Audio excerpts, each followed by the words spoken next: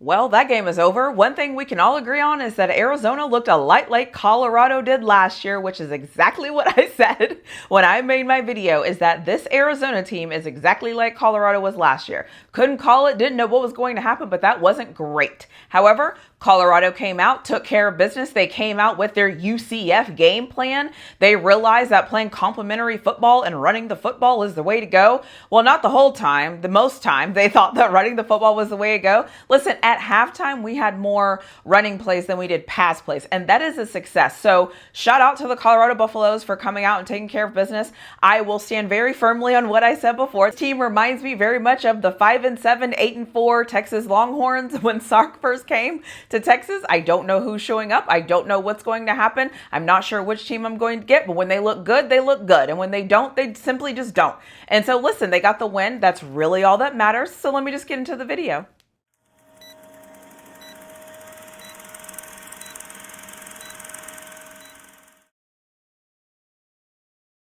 I love that this game, the defense came prepared and came ready to play. They have Kansas State run all over them last weekend. They came back this weekend and they took care of business. That is what you're supposed to do. I am not going to applaud them for doing what they're supposed to do. They stepped up. They did their job. They got the win. Great job. Now they get to come home and they get to get ready for a Cincinnati team. The one thing I will say about this team that looked different from the team last week is this team looked like they wanted to tackle. This week, they looked like they wanted to make a play. Whereas last week, I wasn't sure what that team was. So shout out to them for coming in and showing up and showing out and doing what they're supposed to do and winning the game, because that is what matters, is winning the game. And I will leave it where it is. Let me just talk about the things that I loved. The things that I loved is just points, points, points, points, points. I love scoring points. Give me touchdowns, touchdowns, touchdowns, touchdowns. I love that. I love, like I said, I love that they came out with a game plan where they were going to be balanced. I said in my making of this video for this game and the video last week, if you protect Shedeur and give Shedeur time, he's going to reward you for it. And he did that today. Giving Shedeur time, a part of that is actually running the football. And so they did that today. So kudos to them for that. The other thing I really loved was Jordan Seaton. Jordan Seaton is having a fantastic season. So shout out to Jordan Seaton. He looks good. He's playing hard. I love that for him. The other thing I want to call out here is shout out to the coaching staff for taking Travis Hunter out of the game. You could see in warmups that Travis Hunter could barely lift his shoulder. You could see in warmups that he was uncomfortable. You could see him continuously try to move that shoulder and get his shoulder warmed up. So I'm super glad that the coaching staff took care of him and removed him from this football game for the second half. My whatever section, this is like, why can't we kick the ball out of the end zone? I don't understand why we can't kick the ball out of the end zone. I'm not going to harp on it. It just kind of is what it is. It's one of those things that's not going to be a thing until it's a thing, until you play a team that runs back a kickoff. I got it, but like, it frustrates me that we cannot kick the ball out of the end zone. But I'm going to leave that where it's at. So the things that I hated, why on God's green earth do you come out at halftime and not run the ball? Run the ball down their throats. This team is not good. Run the ball, run the ball, run the ball. And then you come out passing the ball. Like, I don't understand what this team...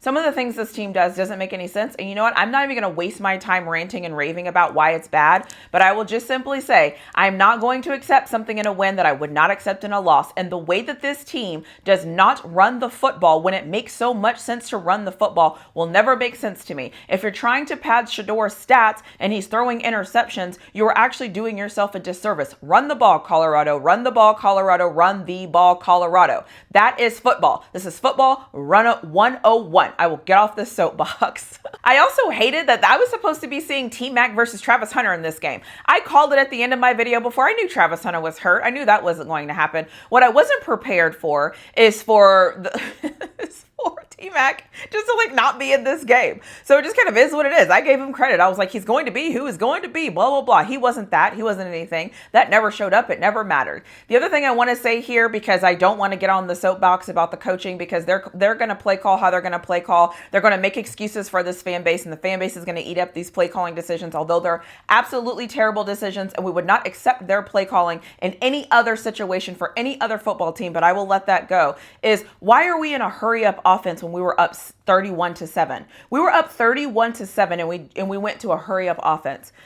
These are the things that will lose you close games, like we saw in Kansas State when you went to a hurry up to try to hurry up and score, and you hurry up and scored, and you gave the team the ball back, and they won. So again, it's just going to keep happening because this team has shown me that is who they are. And that's why I say 5-7 ceiling to 8-4. That's kind of where I'm at with this.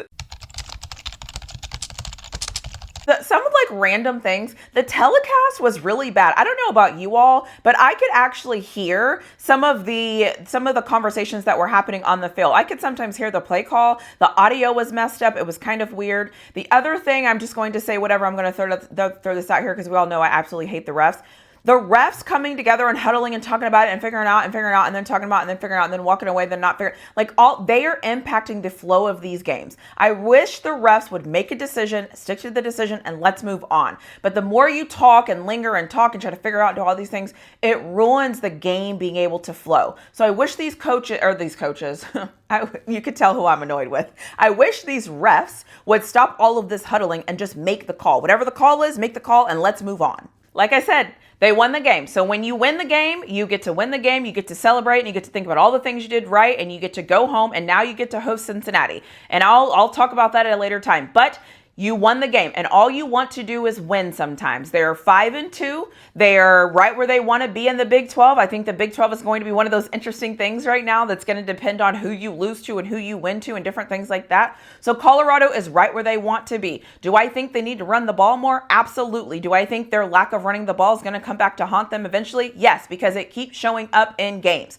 But it is what it is. They won the game. I will move on. I will give them this win. I'm not even going to harp on some of these coaches' decisions because it just is what it is. But what I am going to do is after this is over, I'm going to rant on the other side of this, just like I do in all my other reaction videos, is rant and share my actual feelings. So if you want to hear that rant, you're more than welcome. If you don't, just end the video here. So the two things I'm going to mention here is, first is injuries. I think there's more people injured on this team than we know and than that we will realize, and I think their injuries are more severe than we're ever going to know. And the problem with this is, in Colorado, the media will not ask the questions. The media is so scared of Coach Prime because that's how this is all set up, and they're not going to ask him the questions we need to know. But I think that there are more people injured on this Colorado team than we are aware of, and I think Travis Hunter's injury is more serious than we are aware of. But there's nothing I can do about that. It's just something I'm going to keep my eye out on, and I'm going to pay attention to see what people look like. Because if you look at things that are going on, if you look at who's being subbed out, if you look at how guys are moving, if you look at how stiff some of these players are, you can actually tell who's hurt. All you have to do is pay attention. So I'm going to be paying attention very closely to some of these people that I know are injured. Like I said last week, I don't know who this Colorado Buffaloes team is, and I don't think they know who they are. I think they know who they want to be. They want to win a bunch of games, but the foundation, the identity, the culture, all those things, I have no idea who this team is. And so it's going to be very interesting to see how they line up against Cincinnati. I've been watching Cincinnati play since the season started. I watched them lose a very close game against Pittsburgh at the very beginning of the year, and then I watched them play today. And so there's a lot of things that Cincinnati is doing and different challenges that they're going to present to Colorado. But listen,